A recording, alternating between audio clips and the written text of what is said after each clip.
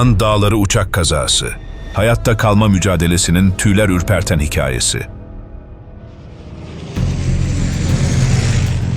13 Ekim 1972'de Montevideo'dan havalanan Uruguayan Air Force Flight 571 uçağı, Uruguaylı amatör rugby takımını ve bazı aile üyelerini Şili'ye bir maç için taşıyordu. Ancak An Dağları'nın derinliklerinde beklenmedik bir hava değişimi ve bir dizi pilotaj hatası sonucu uçak karla kaplı Sarp Dağlara çarparak düştü.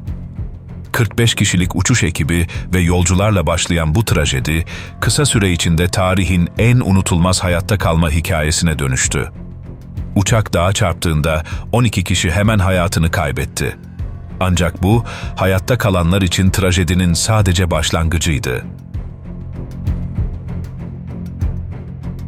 Sert bir kar örtüsüyle kaplı dağların ortasında, soğuk hava ve yetersiz beslenme koşullarında günler geçtikçe umut yerini çaresizliğe bıraktı. Uçakta bulunan acil yiyecekler hızla tükenirken, donmuş dağ ortamı onları adeta kıskacına almıştı.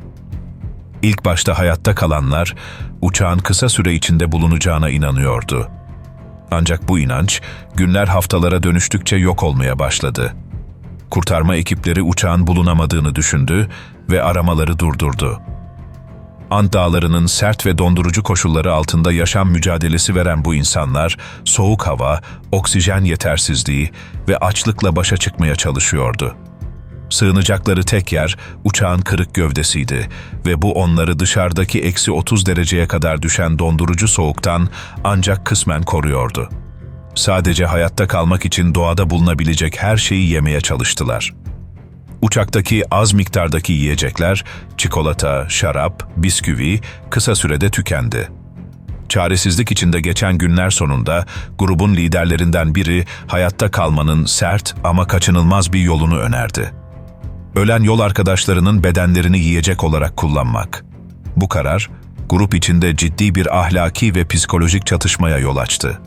Kimse, arkadaşlarının bedenlerini yiyerek hayatta kalma fikrini hemen kabul edemedi.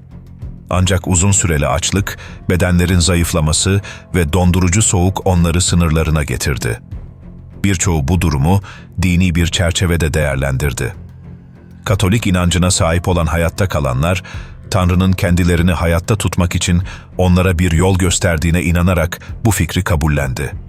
Ölen arkadaşlarının bedenlerini yemeye başlamaları yalnızca fiziksel değil, aynı zamanda büyük bir psikolojik savaş anlamına geliyordu. Birçoğu bu anı hayatlarının en zor ve unutulmaz anı olarak tarif edecekti. Uçakta donarak ölenlerin bedenleri, yüksek rakım ve soğuk nedeniyle doğal bir şekilde korunmuştu. Bu, onların hayatta kalma şanslarını artıran ancak ahlaki sınırlarını zorlayan bir gerçekti. Kazadan kurtulanların mücadelesi yalnızca açlıkla sınırlı değildi. Uçağın enkazının bulunduğu bölgeye çığ düşmesi sonucu 8 kişi daha hayatını kaybetti. Bu olay, geride kalanları hem fiziksel hem de psikolojik olarak daha da zayıflattı. Ancak bu süreçte içlerinden bazıları liderlik rolü üstlenerek grubu organize etti. Nando Parrado ve Roberto Canessa gibi isimler grup içinde moral ve dayanışmayı sağlamada kritik roller oynadı. Kazadan 2 ay sonra artık umut tamamen tükenmek üzereydi. Bu noktada hayatta kalanlardan Nando Parrado ve Roberto Canessa yardım çağırmak için An Dağları'nı yürüyerek aşmaya karar verdiler. Bu karar onların kurtulmak için son şansıydı. 3 günlük erzakla yola çıkan Parrado ve Canessa, dondurucu soğukta ve yüksek irtifanın getirdiği oksijen eksikliğinde yaklaşık 10 gün boyunca yürüdüler. Sonunda bir nehir kenarında bir Şilili çobanla karşılaştılar. Bu karşılaşma kurtuluşlarının habercisiydi. Çobanın yardımıyla haber yetkililere ulaştırıldı ve geri kalan kurtulanların yerini belirlemek için arama ekipleri yola çıktı. 22 Aralık 1972'de kazadan tam 72 gün sonra kurtarma ekipleri uçağın bulunduğu yere ulaştı. 16 kişi kurtarılmıştı. Hayatta kalanların sağlık durumu son derece zayıftı. Ancak hepsi kurtuldukları için minnettardı. Ancak bu kurtuluş, uzun süre üzerlerinden atamayacakları psikolojik ve travmatik bir yük getirmişti. Özellikle ölen arkadaşlarının bedenlerini yemek zorunda kalmaları basında büyük yankı uyandırdı.